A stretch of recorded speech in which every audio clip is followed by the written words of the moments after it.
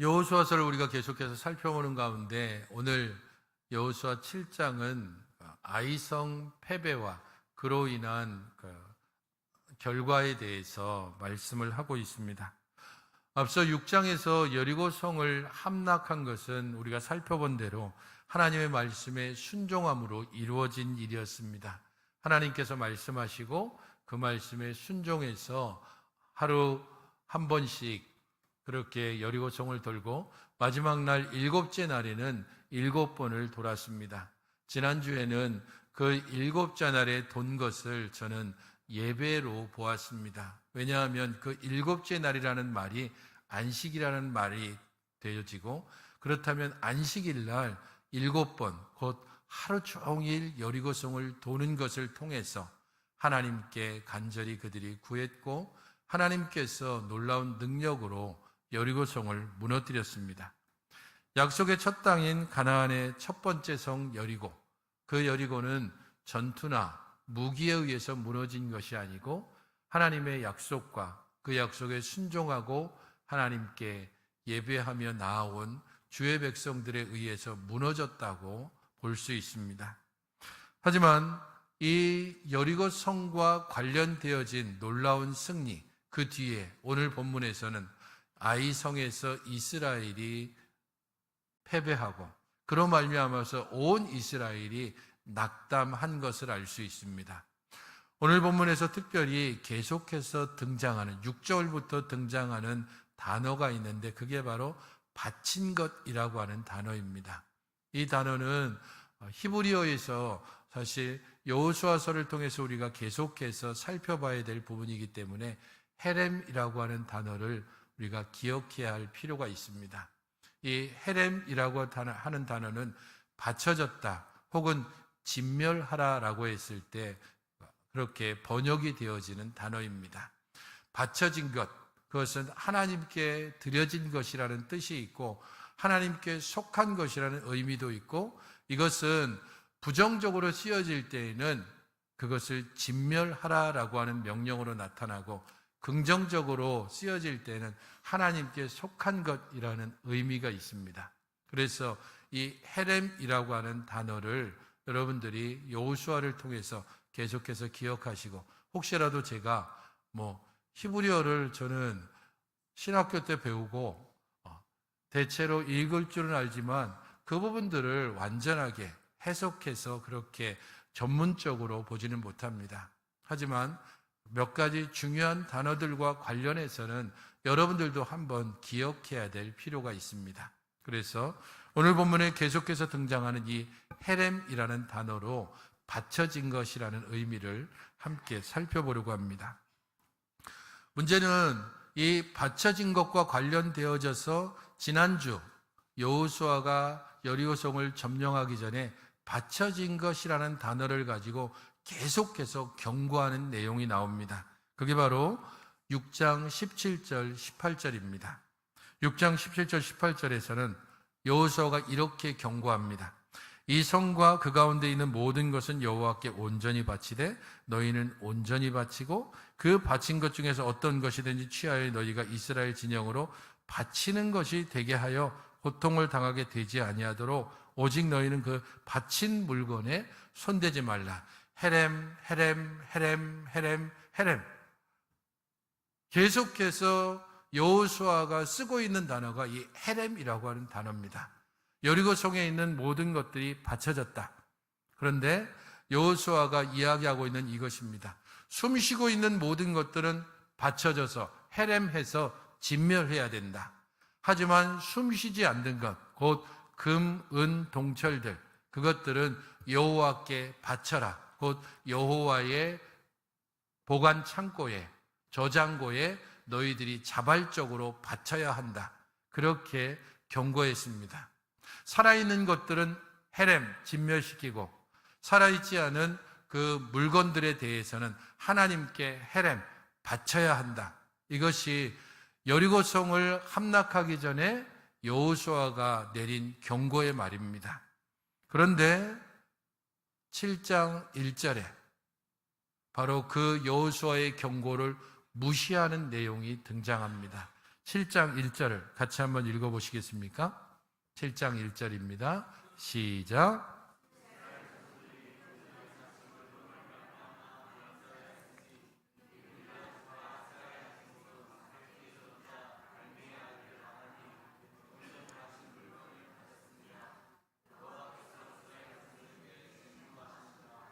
헤렘의 물건을 건드리면 네가 헤렘 될 것이다, 곧 진멸될 것이다 라고 얘기합니다. 그런데 이스라엘 자손 중에 한 사람이 그것을 취했습니다. 그래서 하나님께서 진노하셨고 그 이후로 말미암아 아이성 전투에서 패배했습니다. 사실 아이성 전투의 패배와 관련해서 많은 경우 왜 패배했을까?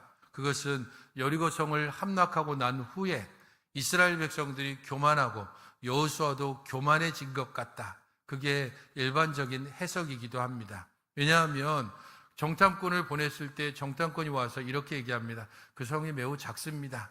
그러니까 사람들 다 보낼 필요 없이 그냥 한 3,000명 정도만 보내십시오. 그러면 충분히 점령할 수 있습니다. 여호수아가 그 말대로 3,000명을 보냈고 이 3,000명을 보내서 아이성을 공격했을 때 그들은 패배했습니다. 그래서 이스라엘의 교만이 아이성 패배의 원인이라고 보는 설이 있습니다. 하지만 오늘 본문을 통해서 봤을 때에 여호수아의 3,000명만 보낸 것을 하나님께서 탓하거나 꾸짖는 내용이 등장하지 않습니다. 오직 언약을 어겼다라고 이야기하고 이 헤렘과 관련된 부분만을 하나님께서 부각시키고 말씀하고 있습니다. 그렇기 때문에 이스라엘의 부주의 혹은 교만이 아이성 패배의 원인이 아니라 아간의 범죄, 그것이 이스라엘 전체에게 미쳐진 영향력, 이 부분들이 아이성 패배의 원인인 것이 분명합니다. 사실 이스라엘이 아이성 전투에서 패배한 것이 그렇게 대단한 일일까? 라고 했을 때 사실 어찌 보면 대단한 것이 아닐 수 있습니다. 5절을 보십시오. 아이 사람이 그들을 36명쯤 쳐 죽이고 성문 앞에서부터 스바림까지 쫓아가 내려가는 비탈에서 쳤다라고 말합니다. 고대 전투에서 36명 정도 죽는 것, 하지만 한 생명 한 생명이 귀하긴 하지만 일반적으로 잔인했던 고대 전투를 생각해 봤을 때 36명이 죽은 전투가 그렇게 엄청난 패배일까? 별로 그렇지 않을 겁니다. 충분히 다시 회복하고 이스라엘이 뒤에 보면 여호수아가 3만 명이 투입되는 것을 보고 실제로 이스라엘의 군대는 60만 명입니다. 그렇게 볼 때에 아이성 정도는 충분히 점령할 수 있습니다. 그런데 이 아이성 전투의 패배를 여호수아와 이스라엘이 엄청난 절망과 낙담으로 받아들이고 있습니다. 5절을 보십시오. 마음이 녹아 물같이 되었다라고 표현하고 있습니다. 7절에서는 가나안 사람들이 이스라엘을 우리는 이제 멸망하게 될 것입니다라고 여호수아가 그렇게 하나님께 말합니다. 8절에서는 원수들 앞에서 우리가 돌아섰습니다라고 말합니다. 그들에게 뒷공무니를 보였다는 뜻입니다. 9절에서는 가나안 사람들이 우리들의 이름을 끊을 것입니다라고 말합니다. 여호수아와 이스라엘은 지금 이 36명 죽은 아이성 전투가 이스라엘 전체가 더 이상 회복할 수 없는 결정적인 패배로 그렇게 하나님께 고백하고 있는 것입니다. 그렇다면 왜 아이성 전투에서 패배한 것을 심각하게 이렇게 받아들이고 있는가? 아이성 전투의 패배의 원인이 무엇이기에 이스라엘이 이렇게까지 말하고 있는가? 그것은 1절에서 말하는 것처럼 온전히 바쳐진 물건을 온전히 바치지 않은 아간의 범죄로부터 시작하고 있습니다. 이스라엘의 탐심과 불신의 시작이 아간이라고 하는 한 사람으로부터 시작해서 이스라엘 전체의 문제로 하나님께서 지적하고 있는 것입니다. 아간이라는 사람이 어떤 사람입니까? 1절을 보게 되면 그의 가문의 이야기가 나오죠. 유다 지파 세라의 증손 삽디의 손자 갈미의 아들 아간. 거슬러 올라가면 유다까지 올라갑니다.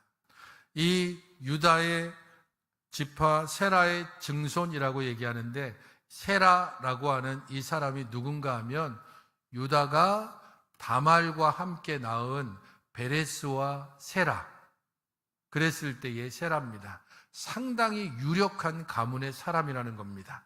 이스라엘 전체에 미쳐지는 영향들로 봤을 때 그가 매우 유력한 가문의 사람임에도 하나님의 명령을 어기고 잘못된 물건을 자신이 취했습니다. 여호수아의 경고를 무시하고 그가 물건을 가진 이유는 그의 입술의 고백을 통해서 7장 21절에 이렇게 고백하고 있습니다. 7장 21절을 보시겠습니까? 내가 노력한 물건 중에 시날산의 아름다운 외투 한 벌과 은 200세겔과 그 무게가 50세겔 되는 금덩이 하나를 보고 탐내어 가졌나이다. 연속되는 동사를 사용하고 있습니다. 보았고, 탐이 났고, 가졌습니다라는 겁니다. 그가 가진 것은 시날산 외투, 바벨로니아 제품을 말합니다. 오늘날로 치면 명품, 이렇게 보시면 되겠습니다. 명품 가격이 천차만별이지만 외투 가격으로 봤을 때 수백만 원에서 수천만 원 호가하죠. 은은 200세겔을 가졌다고 했습니다. 오늘날 그 환산을 하면 약 2.3kg 정도 되고요. 어저께 확인한 은 시세로 치면은 약 300만 원 정도 됩니다. 금은 50세겔, 약 570g이고요. 어저께 금 시세로 환산해 보니까 약 6천만 원 정도 됩니다. 그렇게 본다면 그가 지금 취한 것을 명품이라고 했는데 좀 명품 중에서 좀 낮은 것 쳐서 한 700만 원이라고 생각하면 총 금액으로 치면 한 7천만 원쯤 된다고 보면 됩니다. 어쨌든 그것을 그가 지금 취했습니다. 근데 21절을 보십시오. 다시 뭐라고 지금 얘기하고 있죠? 앞부분에 내가 노력한 물건 중에입니다. 여리고성을 들어갔습니다. 그때 여호수아가 이렇게 경고했습니다. 거기에 있는 것 중에 살아있는 것은 진멸해라. 하지만 살아있지 않은 것들은 어떻게 하라고요? 하나님께 바쳐라라고 얘기했습니다. 그러니까 다 노력할 수 있었습니다. 아간만 아니라 이스라엘 모든 군사들이 여리고성에 들어가서 외투, 금, 은, 할 수 있는 모든 것들을 다 노력했습니다. 그리고 그것을 어떻게 했다고요? 하나님의 저장고에 바쳤습니다. 아간도 노력한 물건 중에서라고 얘기했습니다. 이 외투와 금과 은뿐 아니라 많은 것들을 자기도 노력했는데 그 중에 얼마는 바치고 그 중에 얼마는 어떻게 했다는 거죠? 숨겼다는 겁니다.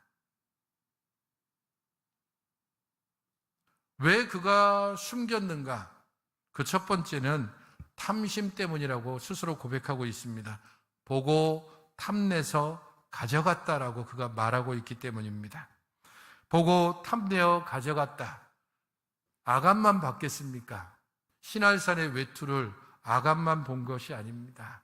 수많은 이스라엘 백성들이 보았고 그것을 취했고 그리고 모두가 다 하나님께 바쳤습니다.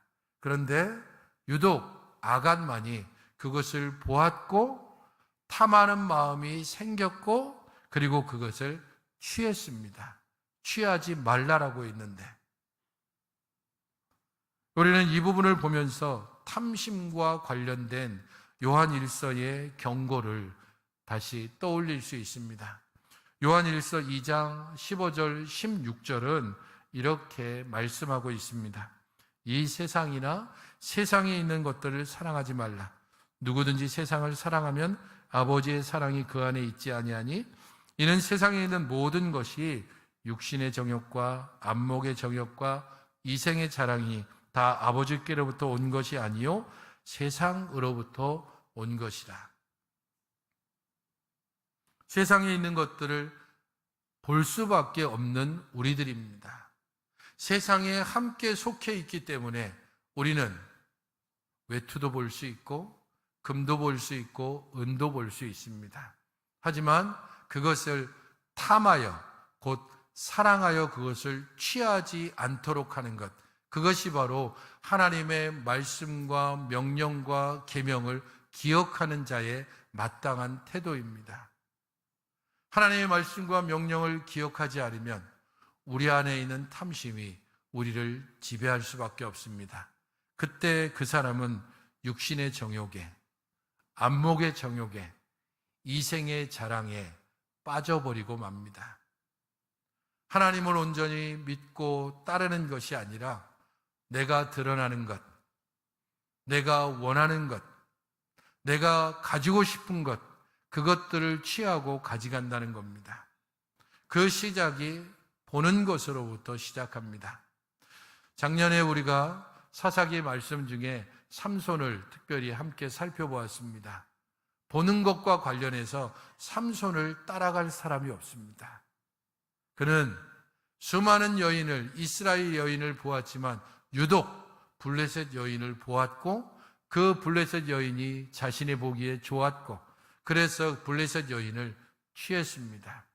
수많은 여인들 중에서 들릴라를 보았고 사랑했고 결국 그의 유혹에 빠져서 결국에는 두 눈이 뽑히고 맙니다. 보는 것으로부터 우리들의 믿음은 유혹받기 시작합니다. 무엇을 보느냐도 중요하고 어떻게 보느냐도 중요합니다. 아간이 보아야 하는 것은 시날산의 외투와 은과 금도 있지만 그보다 그것을 보기 전에 그가 먼저 보았던 것은 무너진 여리고성입니다. 무기를 동원해서 무너뜨린 것도 아니고 전략을 잘 짜서 무너뜨린 것도 아닙니다. 하나님께서 특별한 능력으로 무너뜨린 그 여리고성을 보면서 살아계신 하나님을, 하나님의 약속을, 하나님의 명령을, 하나님의 능력을 그는 보아야 합니다. 무너진 여리고성을 보면서 보이지 않는 하나님을 볼 수 있어야 합니다.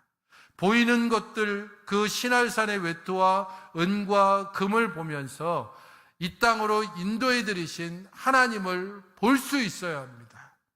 그게 바로 믿음입니다. 보이지 않는 하나님을 보는 것, 보이는 것을 통해서 미혹받지 않는 것, 그게 바로 믿음입니다. 그런데 아간은 보는 그것에 혹하여서 믿음을 잃어버리고 하나님의 약속과 명령을 잊으니까 탐심에 사로잡히게 됩니다. 성도 여러분, 우리도 그렇습니다. 믿음을 잃으면 우리 안에 무엇이 자리 잡겠습니까? 염려, 걱정, 근심이 우리를 가득 사로잡습니다. 유혹이 우리를 쉴 새 없이 흔들 것이고 수많은 것들이 우리들을 계속해서 넘어뜨리려 할 것입니다. 믿음이 우리 안에 굳건히 자리 잡을 때 흔들릴 수 있지만 넘어지지 않습니다. 믿음이 우리 안에 굳건히 자리 잡을 때 눈에 보이는 수많은 외투와 금과 은을 넘어서 그것을 볼 수 있게 하신 하나님, 약속의 땅으로 들어오게 하신 하나님을 보게 되는 것입니다.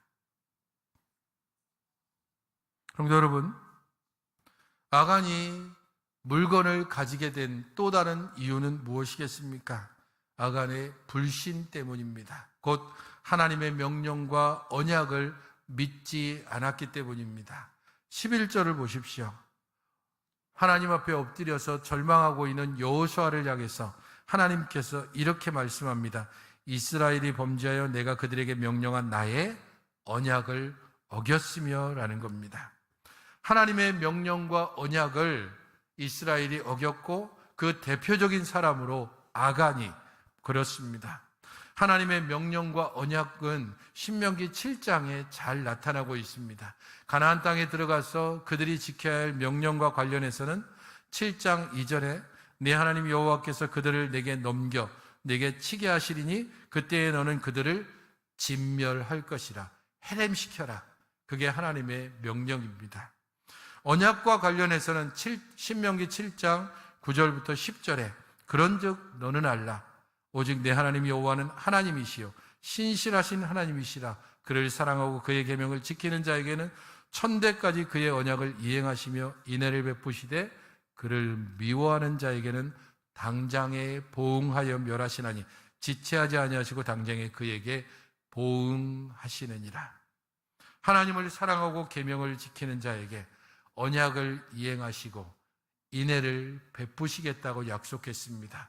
눈에 보이는 그 외투를, 그 금과 은을 하나님께 바치게 되면 가나안 땅을 주시겠다고 약속하신 그 언약을 분명히 이루어 주실 것입니다. 가문을 따라서 약속된 땅을 나누어 주실 것입니다. 하나님께서 그 땅을 사시사철 보호하시고 필요할 때에 늦은 비와 이른 비로 하나님께서 풍성한 소출을 주실 것입니다. 그러나 그 언약을 믿지 못하면 당장에 눈에 보이는 것에 흔들릴 수밖에 없습니다. 언약은 미래고 눈에 보이는 것은 현실입니다. 현실에 눈에 보이는 것에 우리가 혹하게 되면 하나님의 언약을 불신할 수밖에 없습니다. 천대까지 은혜를 베풀리라라고 하는 약속을 하나님 천대까지는 필요 없고요. 지금 당장 내 손에 좀 쥐어주십시오. 지금 당장 제 기도를, 제 이 간구를 들어주지 않으면 저 하나님 믿는 거 포기할 수도 있습니다. 제가 지금 하나님께 이렇게 간구하고 있는 것 하나님 진짜 들으시는 건 맞습니까? 이렇게 하나님과 거래하려고 하는 마음이 생기게 됩니다.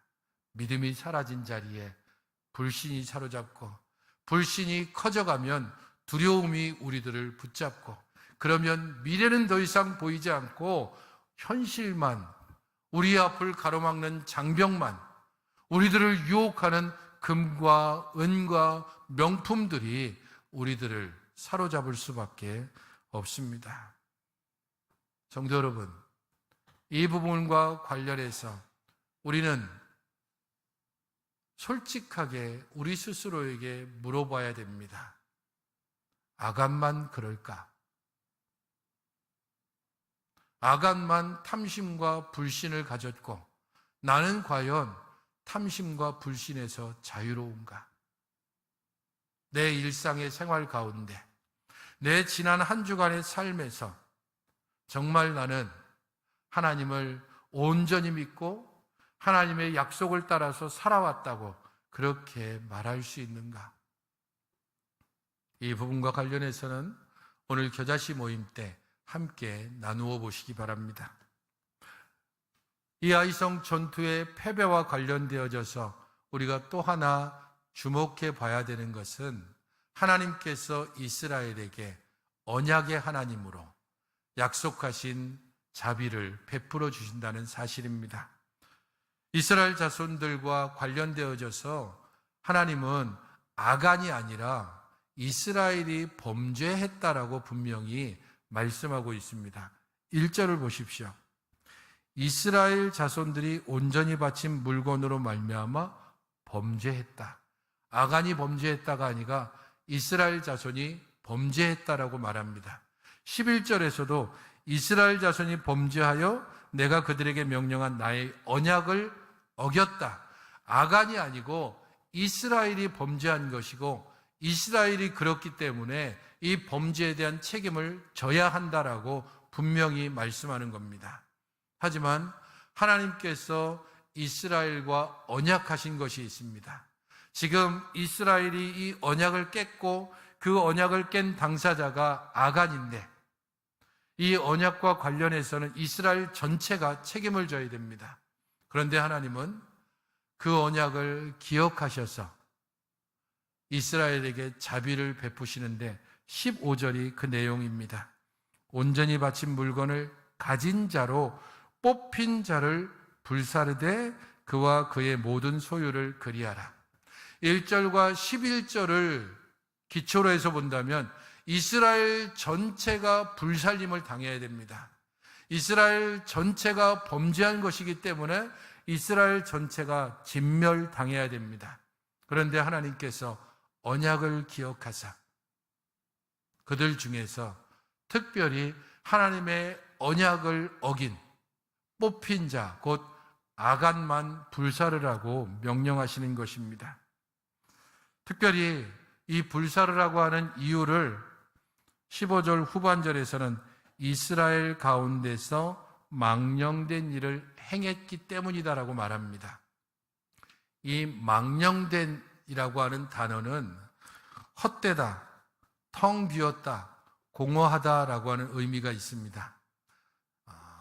우리 개역개정에서는 일반적으로 이 단어를 또 어떻게 번역하고 있냐 하면 우상이라는 단어로 번역하고 있습니다.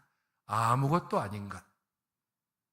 사람들이 복을 빌고 그래서 두려워하는 존재인 우상, 그것은 텅 비고 아무것도 아니고 생명도 없고 어떤 언약도 줄 수 없는 것이다. 그렇게 번역하는 것입니다. 그런데 지금 아간의 범죄, 이것은 하나님을 어떤 존재로 만들고 있냐 하면 우상으로 만들고 있는 겁니다. 아무것도 아닌 존재로, 살아계신 하나님을 생명 없는 우상으로 여긴다는 겁니다. 이스라엘과 관련해서 언약하시고 이 언약을 신실하게 지키고 있는 하나님을 우상처럼 언약을 지킬 수도 없고 언약하지도 않은 그러한 자로 만드는 행위가 바로 이 물건을 취하는 것입니다. 헤렘의 물건을 취함으로 그 스스로가 헤렘되는, 곧 진멸의 대상이 되는 것입니다. 성도 여러분, 하나님께서 언약을 기억하시고 애굽에 종살이하고 있는 이스라엘을 애굽으로부터 이끌어내셨습니다. 시내산에서 그들과 언약을 맺음으로 이스라엘의 하나님이 되시고 이스라엘의 왕이 되시고 이스라엘은 하나님의 백성이 되었습니다. 이 언약 때문에 하나님은 이스라엘을 40년 광야 생활 가운데서도 만나로 먹이시고 메추라기로 먹이시고 광야에서 그들에게 물을 주셔서 먹게 하셨습니다.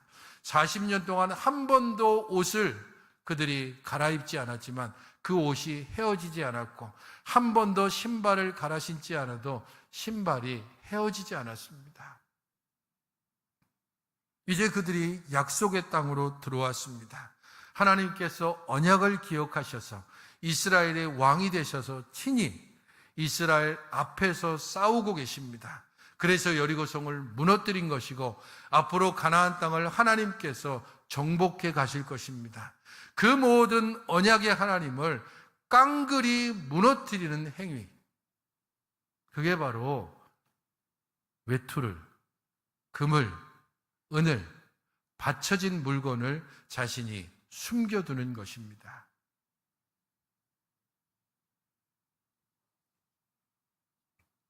모두 진멸해야 되지만 그 물건을 취한 자들만, 그와 속한 자들만, 아간의 모든 가족들과 그의 소유물들만 진멸시키겠다고 약속하시는 바로 그 부분, 그것은 하나님께서 언약을 기억하고 이 언약을 따라 행하시는 분임을 분명하게 보여줍니다. 이스라엘은 그래서 언약의 하나님을 소중히 여기고 그 하나님의 언약을 따라 순종하며 살았을까요? 그렇지 않다는 것을 우리는 역사를 통해서 봅니다. 이후의 사사시대에, 이후의 왕정시대에 끊임없이 언약을 배반하고 끊임없이 하나님을 우상처럼 여기는 그러한 배반의 길을 갔습니다. 그럼에도 하나님은 이 언약을 신실하게 지키시고 그의 종을 보내시고 선지자를 보내시고 끊임없이 외적들의 침입으로부터 보호해 주셨습니다. 그러나 이스라엘은 거듭 이 언약을 배반하는 길로 갔고 결국에는 이스라엘을 멸망의 길로 걸어갈 수밖에 없었습니다. 그럼에도 불구하고 하나님은 이스라엘을 언약대로 다시 포로에서 돌아오게 하시고 포로에서 돌아온 이후에도 이스라엘의 반역의 역사는 끊이지 않았습니다. 이스라엘은 언약의 항상 반대편에 서 있고 하나님은 언약의 항상 중심에서 이스라엘을 부르고 있습니다. 그리고 그 마지막 때에 결국은 이 언약을 성취하기 위하여 하나님께서 친히 이 땅에 오셨습니다.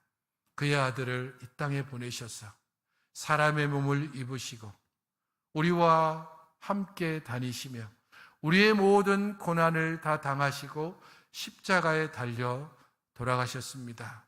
예수 그리스도를 통하여 이 언약은 최종적으로 유일하게 성취가 되는 것입니다. 그러므로 우리는 이제 예수 그리스도를 통해서 성취되어진 이 언약을 주께서 승천하셔서 하나님 우편에 계시지만 우리와 함께 계시는 성령님을 통하여 계속해서 확인할 수 있습니다. 주님께서 성령님을 통하여 우리에게 내가 너를 얼마나 사랑하는지, 내가 너를 세상 가운데 구별해서 불러서 세상과 좀 구별된 거룩한 백성의 삶을 살도록 끊임없이 요구하고 있습니다. 육신의 정욕을 따라 살지 않도록, 안목의 정욕을 따라 살지 않도록, 이생의 사랑을 따라서 살지 않도록, 명품에 혹하지 않도록, 금과 은을 탐하여 하나님의 약속과 명령을 어기지 않도록 끊임없이 우리 안에서 계속해서 말씀하고 계시는 것입니다. 그러므로 성도 여러분, 하나님의 계명을 기억해야 합니다. 이스라엘에게 수많은 계명을 주셨지만 예수님께서는 우리에게 딱 하나의 계명만을 주셨습니다. 어떤 계명입니까? 요한복음 13장 34절 35절입니다. 같이 한번 읽어보시겠습니까? 시작.